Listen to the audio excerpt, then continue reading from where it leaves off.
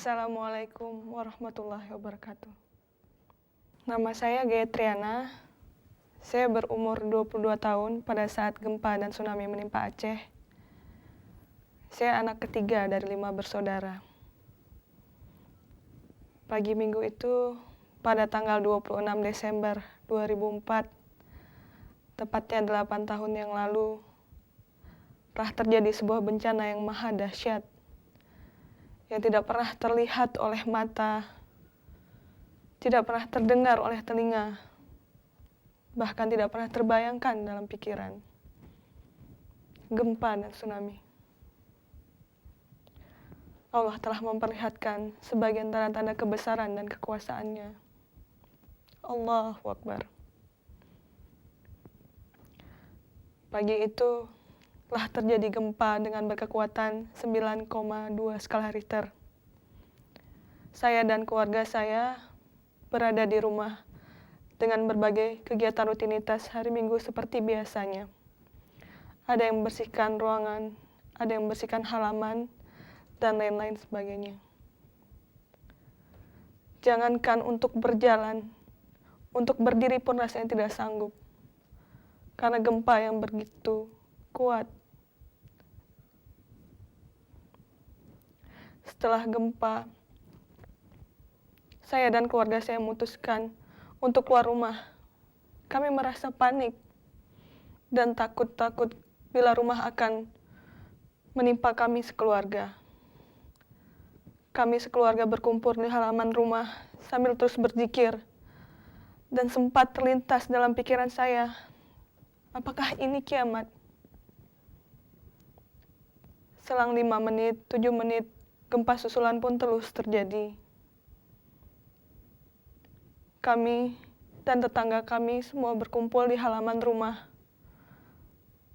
Tidak ada yang berani masuk rumah. Sampai keadaan tenang, barulah kami memutuskan untuk masuk ke dalam rumah untuk memeriksa apakah ada barang pecah belah yang merusak di dalam rumah. Adik saya yang bernama si Rahayu bersama temannya yang kebetulan semalam menginap di rumah juga ikut membantu membersihkan barang pecah belah dan air yang tumpah dari bak ke dalam rumah. Tak lama kemudian, temannya meminta adik saya untuk mengantarnya ke rumah yang rumahnya kebetulan masih di kawasan Lampulo. Sebenarnya kami keberatan untuk mengizinkan adik kami pergi karena gempa yang begitu kuat. Tapi karena temannya bersikeras, akhirnya adik saya mengantarnya dengan menggunakan sepeda motor. Tidak lama kemudian, sekitar 25 menit kemudian, tampak dari kejauhan, dari tempat pelelangan ikan, orang-orang berlarian sambil melihat ke belakang dan menyerukan bahwa untuk naik segera ke atas rumah yang lebih tinggi karena air laut sudah naik. Tanpa berpikir panjang lagi, saya dan keluarga saya tanpa adik saya langsung menuju ke rumah tetangga saya yang berlantai 2.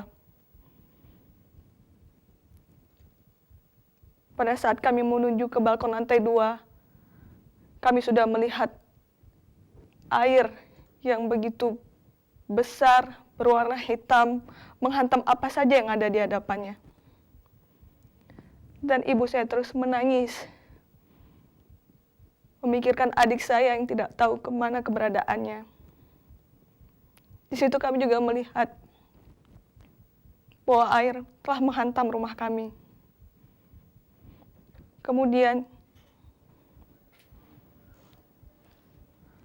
air sudah setinggi leher, dan kami langsung memutuskan untuk naik ke balkon lantai 2. Dan dari kejauhan, ibu saya melihat ada sebuah kapal nelayan yang berwarna hitam besar.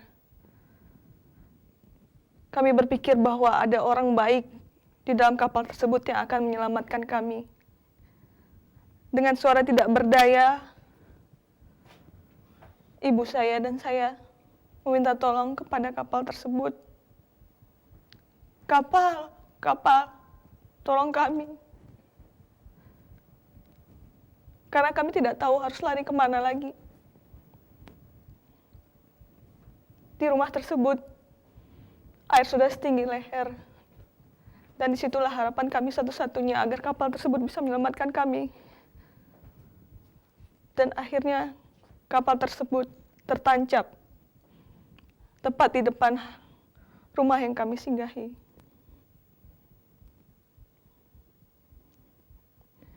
Tanpa berpikir panjang lagi, abang saya yang bernama Henry Rolex langsung loncat ke atap lantai 2 dan menarik kami satu persatu.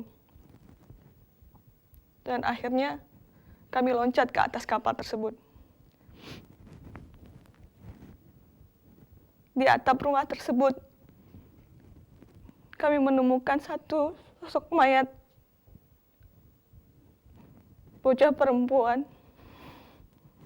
Di situ yang mengejutkan kami bahwa bencana ini menimbulkan korban. Dan kami tidak tahu bagaimana nasib adik kami.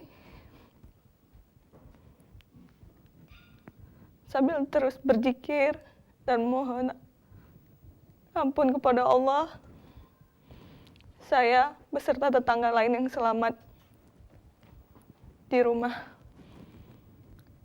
langsung loncat ke atas kapal. Dan kami tidak mampu menolong orang-orang yang terbawa arus dengan begitu derasnya. Di dalam kapal, kegiatan kami hampir sekitar 5 jam. Di sana ada yang berzikir, ada yang mengumandangkan azan, dan sempat terlintas di atas kapal, kami melihat ada satu helikopter yang kami kira akan menolong kami. Dan kami berusaha untuk melambaikan tangan, tapi tidak dihiraukan. Akhirnya, keluarga saya memutuskan untuk turun dari kapal. Karena takut-takut ada gelombang yang lebih besar lagi yang akan menghantam dan membawa kami ke tempat yang lebih dalam, karena air pada saat itu seperti di blender.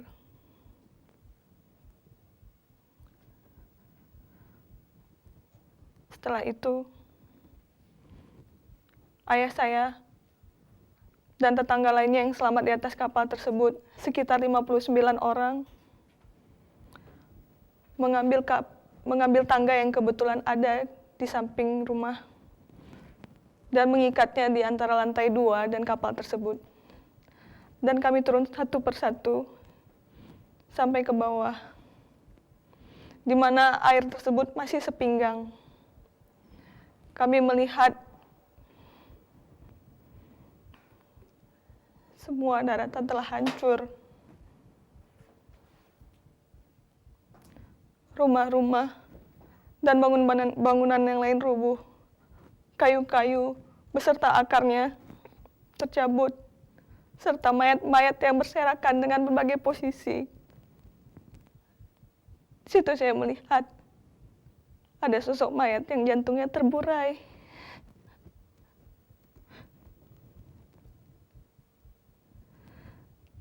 Dan sambil melintasi medan yang sangat terjal tersebut, kami berusaha mencari adik kami. Kalau saja ada di antara mayat tersebut ada adik kami.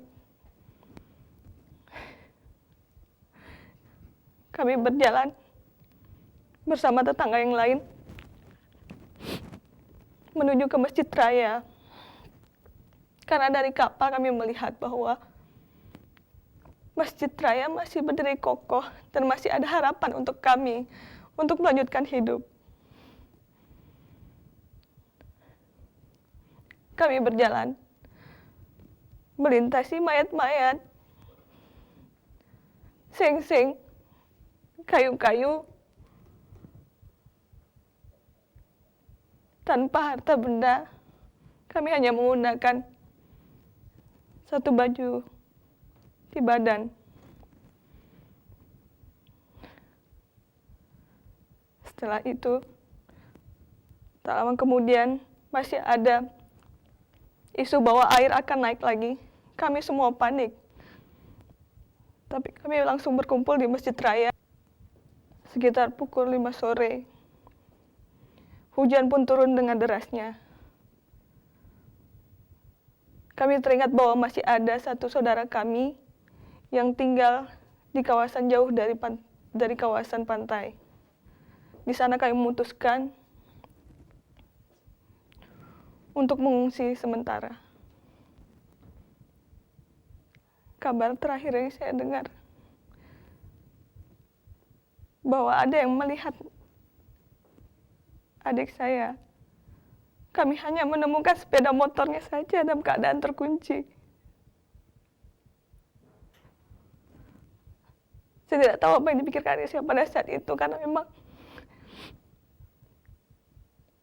tsunami pada saat itu tidak pernah terbayangkan oleh kami. Sampai sekarang kami tidak menemukan mayatnya. Mudah-mudahan adik saya diampuni oleh Allah Subhanahu wa Ta'ala dan diterima amal ibadahnya oleh Allah Subhanahu wa Ta'ala.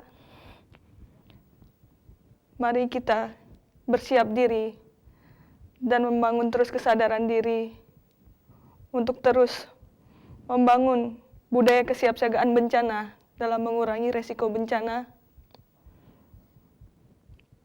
baik harta benda maupun korban. Akhirul kalam, saya ucapkan wabillahi taufiq wal hidayah. Wassalamualaikum warahmatullahi wabarakatuh.